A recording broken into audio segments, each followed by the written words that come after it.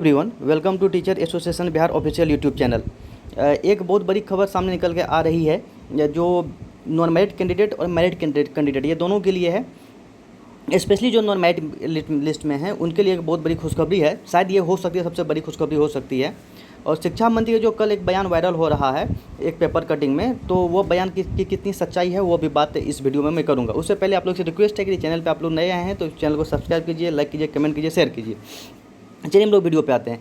देखिए, कल एक बयान शिक्षा विभाग का वायरल हो रहा था, यानी शिक्षा मंत्री का वायरल हो रहा था, और उसमें बताया गया था कि जो 7th फेज है उसकी बहाली के लिए जो आवेदन लिया जाएगा वो उस सितंबर के प्रथम सप्ताह या सितंबर में हो जाएगी। लेकिन ऐसा कुछ भी नहीं है, शिक्षा मंत्री ने ऐसा कोई बयान नहीं दिया है और ना ही शिक्षा विभाग को इस बारे में कुछ पता है।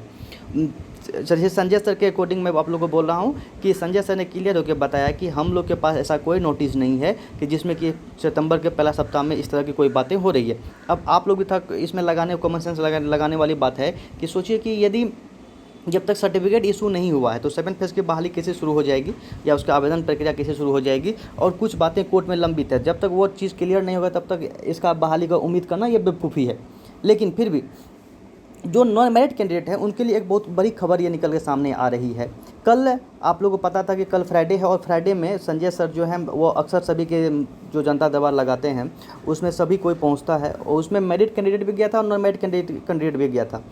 तो वहाँ पे जो हम लोग थे वहाँ पे कुछ एक दो आपको उसका नाम मैं नहीं बता सकता हूँ, फिर भी मैं यहाँ पे बताना चाहता हूँ कि उसने जा कर के ये पूछा कि सर मेरिट कैंडिडेट के बारे में आप क्या सोच रहे हैं। सर हम लोग मेरिट में थे, आपके अकॉर्डिंग जो मेरिट में है उसी का रिजल्ट होगा, उसी को जॉब मिलेगी, उसी के जो प्रमाण पत्र है वो निर्गत होगा।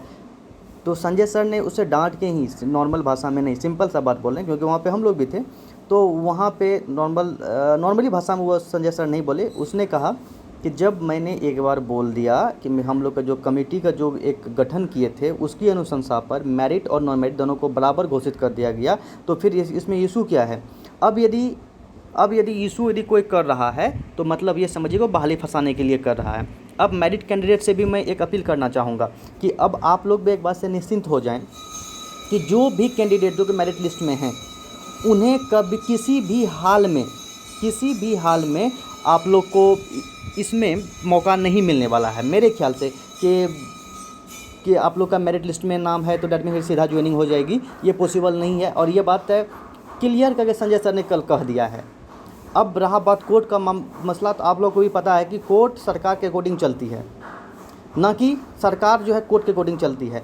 सरकार को जब जो मर्जी होता है वो हो जाता है। आप लोग देख सकते हैं 6th फेज में सरकार ने चाहा 2 दिन में नहीं 2 बहस में फैसला लेके आ गया और बहाली प्रक्रिया शुरू होकर के कल 6th फेज का बहाली जो लास्ट बहाली था, जो लास्ट काउंसलिंग था कल 13 तारीख के डेट में, वो हो गया। तो डैट मीन्स कि आप गवर्नमेंट के बात को एक बात समझ लो कि यदि गवर्नमेंट चाहेगी बहाली को फंसा के रखने के लिए फंसा के आराम से रख सकती है सालों के साल।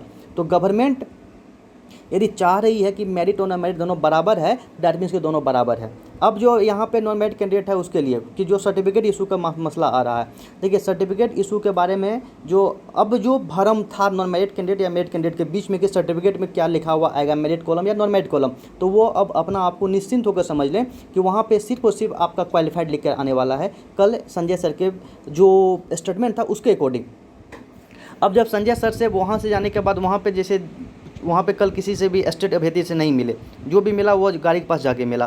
तो उसके बाद जब उसको कॉल किया गया, यानी जब उसको कॉल किया तो संजय सर ने क्लियर होकर ये बताया कि जो सर्टिफिकेट इशू का मैटर है वो अगस्त का लास्ट में बाबू या सितंबर का फर्स्ट में सर्टिफिकेट इशू होगा। उससे पहले सर्टिफिकेट इशू नहीं हो पाएगी क्योंकि उस पर और भी काम करना पड़ता है।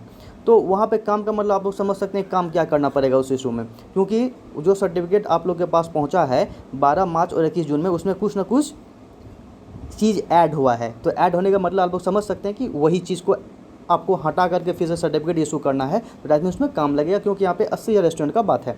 तो 80,000 को हटाना ये इतना आसान काम नहीं है कि उसको चीज़ से उस कॉलम को हटा दिया जाए। तो एक बार से आप लोग निश्चिंत रहें कि यहाँ पे मेरिट और नॉन मेरिट का कोई बात नहीं है। अब जब सभी मेरिट कैंडिडेट से मैं ये एक अपील करना चाहता हूँ कि जब सरकार ने आज दोनों को बराबर कर दिया है तो जल्द से जल्द इसका बहाली हो, उसमें सभी कोई एक प्लेटफॉर्म पे आए, यानी कि चाहे वो सिर्फ और सिर्फ स्टेट क्वालिफाइड आए, मेरिट और नॉन मेरिट वाला नहीं आए, स्टेट क्वालिफाइड आए। यदि हम लोग स्टेट क्वालिफाइड जो 80 यदि एक साथ एक प्लेटफॉर्म पे आ गए और उस चीज़ का प्रोटेस्ट किए तो मेरे ख्याल से ये बहाली 7 फेज़ ना बन के ये एक फ्रेश बहाली होगी, और जिसमें कि सीट इंक्रीज़ करके सभी के बहाली जितना भी हो सके, जितना भी सीट इंक्रीज हो, एक कंप्लीट 100% होना संभव नहीं है, लेकिन फिर भी मैक्सिमम ऑफ द कैंडिडेट इसमें सेलेक्ट हो जाए उसके लिए प्रयास करना चाहिए। उसके लिए जो भी करना हो, जाए आंदोलन करना हो, ट्विटर कैंपेन करना हो, कुछ भी करना हो। अब इसमें कुछ मेरिट कैंडिडेट ऐसे बोलेंगे सर आप नॉन मेरिट में हैं इसलिए ऐसा बोल रहे हैं। देखिए सर, मैं नॉन मेरिट में हूँ ऐसा नहीं बोल रहा हूँ, सरकार जो चाहती है वही होता है। यदि हम लोग मेरिट नॉन मेरिट के बीच में लड़ते रहेंगे तो परिणाम यही होगा कि सरकार जो अपना काम करना है वो काम करेगी, क्योंकि वो 6 फेज में लगभग 30,000 के आसपास शिक्षक बहाल कर रहा है, 15-16 हज़ार उसको शिक्षक, वो डाटा तो पेश कर देगा एनसीटी के पास। देखिए 30,000 हम बहाल किए हैं, 30,000 हम सीट रिक्ति निकाले थे हाई स्कूल में, उसकी बहाली हम कर चुके हैं। अभी मेरे पास शिक्षक है, अभी हम 7 फेज का नहीं भी करेंगे तो हमको कोई सुने, एनसीटी का जवाब मिल जाएगा, एनसीटी भी चुप हो जाएगी और हम लोग का जो 7 फेज का बहाली है वो बहाली फंसी के फंसी ही रह जाएगी। इसलिए आप सभी से ये रिक्वेस्ट है कि एक प्लेटफॉर्म पर आइए और एक प्लेटफॉर्म पे आकर के तब इस चीज़ के बारे में आगे बात कीजिए कि हम लोग को बहाली लेनी कैसे है, हम लोग 7 फेज में जाना चाहते हैं या एक फ्रेश बहाली के रूप में जाना चाहते हैं। अब तो अभी तक के लिए यही एक अपडेट था। कल का पहला बात कि मेरिट और नॉन मेरिट ये दोनों इक्वल है अकॉर्डिंग टू संजय सर, वहाँ पे कोई भी शंका नहीं है। सर्टिफिकेट इशू को लेकर के संजय सर के अकॉर्डिंग जो सर्टिफिकेट इशू होगा वो मेरिट और नॉन मेरिट कॉलम दोनों को हटा के होगा, सिर्फ क्वालिफाइड लिखा रहेगा। यानी कि 12 मार्च में जो हम लोग को मिला था सर्टिफिकेट उसी के अकॉर्डिंग होगा, वहाँ पे मार्क्स मेंशन रहेगा और क्वालिफाइड है कि डिसक्वालिफाइड है वो मेंशन रहेगा। तीसरा, जो शिक्षा मंत्री का जो बयान है कि सितंबर के पहले वीक से, ये बयान सरासर गलत है। इस बारे में अभी कोई भी जानकारी शिक्षा विभाग को नहीं मिली है और मैं भी हो सकता है कि उसको कोई लेटर मिले आज कल या परसों में, तो उसके लिए मैं आप लोग को अपडेट कर दूंगा। तो ये सभी आज की एक मुख्य खबर थी जो कि आप लोगों को बताना जरूरी था कि merit equal to non merit हो चुका है, इसमें किसी को कोई डाउट अब नहीं होना चाहिए। तो मिलते हैं नेक्स्ट अपडेट में, तब तक के लिए धन्यवाद। आपका दिन शुभ हो। जय हिंद, जय भारत।